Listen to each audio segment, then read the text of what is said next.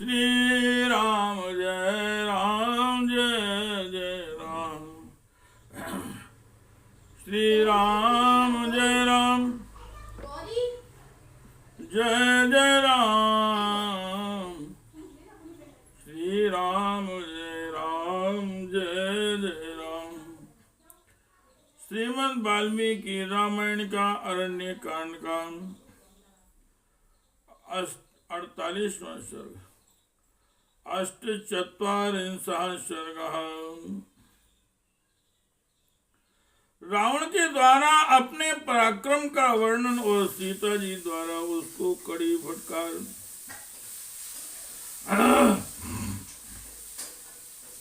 एवं ब्रूवत्यां सीतायां संरम्धा परसंवचा ललाटे भ्रुकुटिं कृत्वा रावणं प्रत्युवाचः। सीता जी के ऐसा कहने पर रावण रोष में भर गया और ललाट में भौहें टेढ़ी करके वह कठोर वाणी में बोला,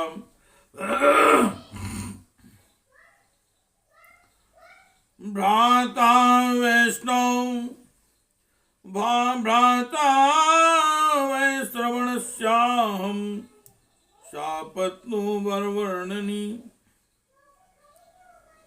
रावणो नाम भद्रं ते दशग्रीवा प्रतापवान।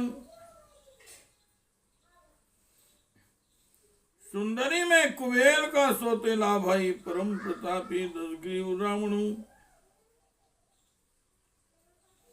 तुम्हारा भला हो। यस्य देवा सा गंधर्वा पिशाच उपद्रो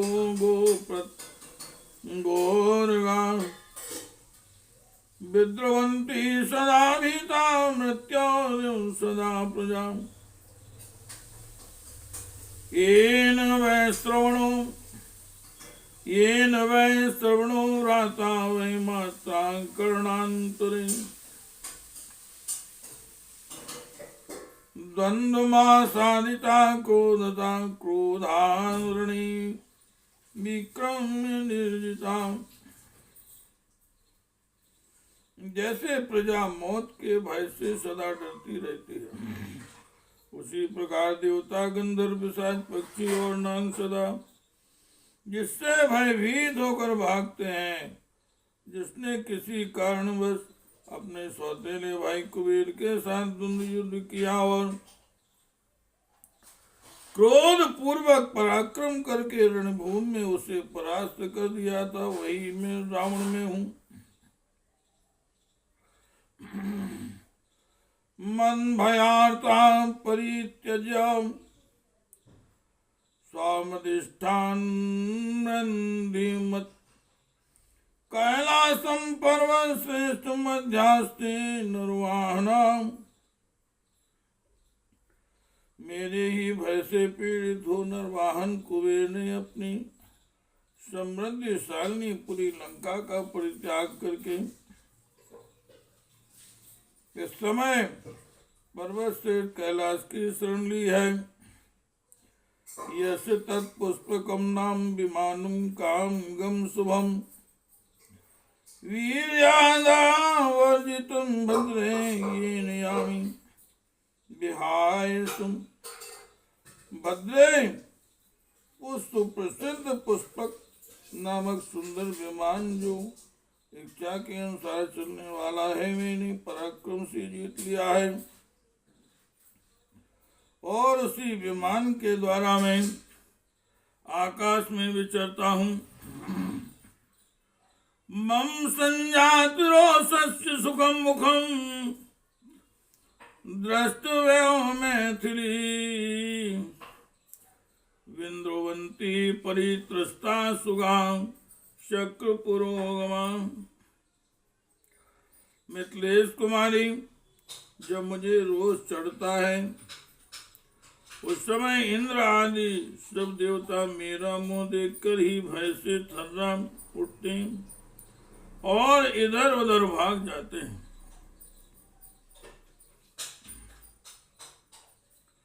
यस्ति तिष्ठाम्यहं तत्र मारुतो वाति शंकिताम् तीव्रांशु शिशिरांशुश्च भयान् सम्पादिते दिवि। यहाँ मैं खड़ा होता हूँ, जहाँ मैं खड़ा होता हूँ वहाँ हवा डरकर धीरे धीरे चलने लगती है। मेरे भय से आकाश में प्रचंड किरणों वाला सूर्य भी चंद्रमा के समान शीतल हो जाता है।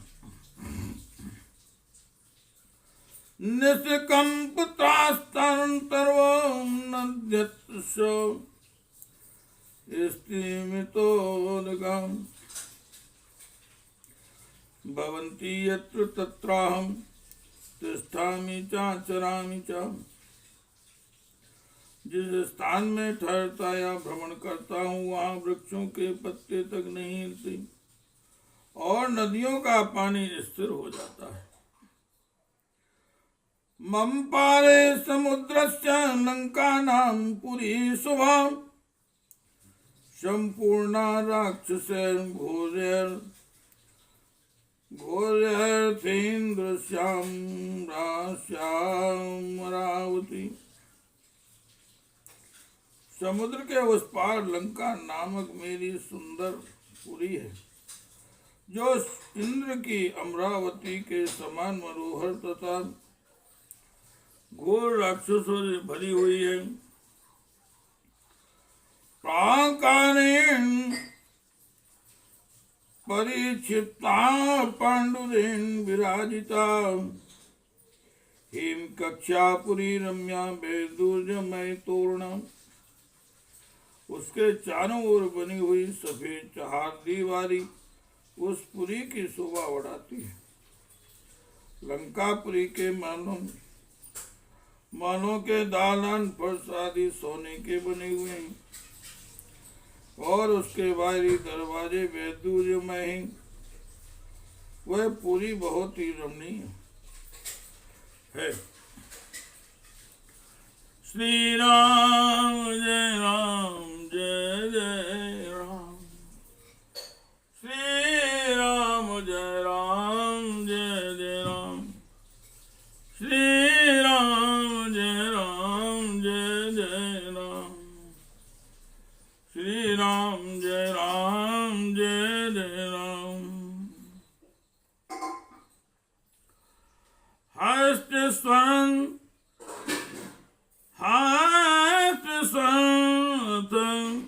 संवादातुरनादिविनादितां सर्वकाम फलैर्विच्छेन् शंकुलां ध्यानभूषितां। हाथी घोड़े और रथों से वहाँ की सड़कें भरी रहती हैं। भांति भांति के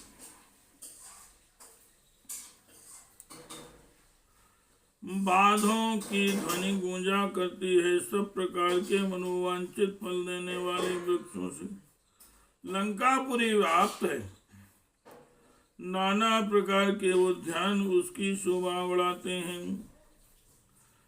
तत्र त्वं वसहे सीते राजपुत्री मया सह न स्मृष्यसि नारीणां मानसीनावनस्तुनि। अरे राजकुमारी सीते, तुम मेरे साथ उस पुरी में चलकर निवास करो। मनस्तुनि, वहां रहकर तुम मानवी स्त्रियों को भूल जाओगे। भुंजाना मानुषान भोगान दिव्यांश वरवर्णिनी न स्मृष्यसि रामस्य मानुषस्य गतायुषाम्। सुंदरी, लंका में दिव्य और मानुष भोगों का उपभोग करती हुई तुम उस मनुष्य राम का कभी स्मरण नहीं करोगे, जिसकी आयु सब अब समाप्त हो चली है।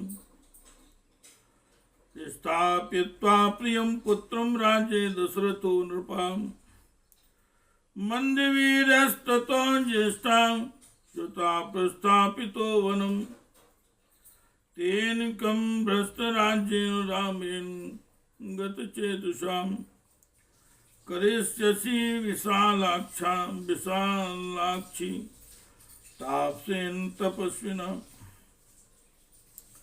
विशाल लोचने राजा दशरथ ने अपने प्यारे पुत्र को राज पर बिठाकर जिस अल्प पराक्रमी ज्येष्ठ पुत्र को वन में भेज दिया, उस राज्य भ्रष्ट बुद्धिहीन एवं तपस्या में लगे हुए तापस राम को लेकर क्या करोगे? रक्ष राक्षस भर्तारम कामाय स्वयं आगतम नामन्मत्सु शराविष्टम प्रत्याख्यातुम त्वमर्हसि। यह राक्षसों का स्वामी स्वयं तुम्हारे द्वार पर आया है, तुम इसकी रक्षा करो, इसे मन से चाहो। यह कामदेव के बाणों से पीड़ित है, इसे ठुकराना तुम्हारे लिए उचित नहीं है। प्रत्याख्याय ही माम भीरु पश्चान्तापम गमिष्यसि चरणेनाविहत्यं पुरो समुर्वसि। भीरु मुझे ठुकराकर तुम उसी तरह पश्चाताप करोगी जैसे पुरुरवा को लात मारकर उर्वशी पछताती थी। अंगुल्यान समो रामो मम्ब युद्धे समानुषा सौभाग्ये संप्राप्तुम भजस्व वरवर्णनी। सुंदरी, युद्ध में मनुष्य जाति राम मेरी एक अंगुली के बराबर नहीं है। तुम्हारे भाग्य से मैं आ गया हूँ, तुम मुझे स्वीकार करो। एवं मुक्ता तू वैदेही क्रुद्धा संरक्त लोचना आर्वीत पुरुषम वाक्यम रहते राक्षसादीपम। रावण के ऐसा कहने पर विदेह कुमारी सीता के नेत्र से लाल हो गए। उन्होंने उस एकांत स्थान में राक्षस राज रावण से कठोर वाणी में कहा, कथम वै श्रवणम देवम सर्वदेव नमस्कृतम भ्रातरम व्यापदिश्य त्वं शुभम कर्तुम इच्छसि। अरे भगवान कुबेर तो संपूर्ण देवताओं के वंदनीय हैं, तू उन्हें अपना भाई बताकर ऐसा पाप कर्म कैसे करना चाहता है? अवश्यम विनिश्यन्ति सर्वे रावण राक्षसा ये शाम तुम कर्कशो राजा दुर्बुद्धिर्जितेन्द्रियाम। अरे रावण, जिनका तुझ जैसा क्रूर दुर्बुद्धि और जितेंद्रिय राजा है, वे सब राक्षस अवश्य नष्ट हो जाएंगे। अपहृत सचिम भार्याम शक्यमिन्द्रस्य जीवितुम नई रामस्य भार्या मामानी स्वस्तिमान भवेन। इंद्र की पत्नी सची का अपहरण करके संभव है कि कोई जीवित रह जाए, किंतु राम पत्नी सीता का हरण करके कोई कुशल से नहीं रह सकता। जीवेन चिरम वज्रधरस्य पश्चान् प्रदस्या प्रतिरूप रूपाम मादसीम राक्षस धर्षित्वाम पीतामृतस्यापि तवास्ति मोक्षाम। अरे राक्षस वृधारी इंद्र की अनुपम रूपवती भार्या सची का तिरस्कार करके संभव है कि कोई उसके बाद भी चिरकाल तक जीवित रह जाए, परंतु मेरी जैसी स्त्री का अपमान करके तू अमृत भी पी ले तो भी तुझे जीतते जी छुटकारा नहीं मिल सकता। इत्यार्थे श्रीमद् रामायणे वाल्मीकि आदि काव्ये अरण्यकांडे अष्टचत्वारिंशः सर्गः। इस प्रकार वाल्मीकि निर्मित 8 श्रावण आदि काव्य के अरण्य कांड में 48वां सर्ग पूरा हुआ। श्री राम जय जय राम। श्री राम जय जय राम। श्री राम जय जय राम। श्री